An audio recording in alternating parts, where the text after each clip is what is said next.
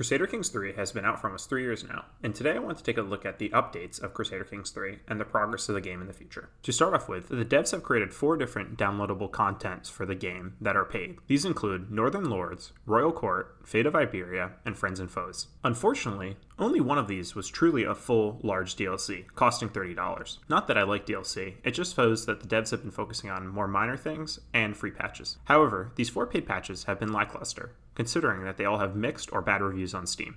I think, looking back to the launch of CK3, I expected more from the game than we have now in 2023. Not that CK3 is a bad game, but when you compare to the fleshed outness of CK2, I still think there are things lacking. I know CK2 had a significantly longer development cycle, but it doesn't change the fact that CK3 is its newer installation and is still missing many things. When looking at the release DLC, we can see that 2 of them focused on regions of the map. One, Northern Europe, the other one, Iberia, while another focused on features of relationships with characters. And the main DLC focused on adding an actual new feature, the court system. I think what I've gained from these DLCs is they've only added in minor small things, when compared to the CK2 DLC, that added in new regions, new religions, and massive new features to the game. In reality, these developer content have been relatively minor, adding in minor regional things and one new feature, which isn't even close to what CK2 added and is still missing various features from CK2. I still appreciate that the devs of CK3 are still working on the game, adding in new free content with the 1.9 patch. But I'm just not sure what is the direction of CK3.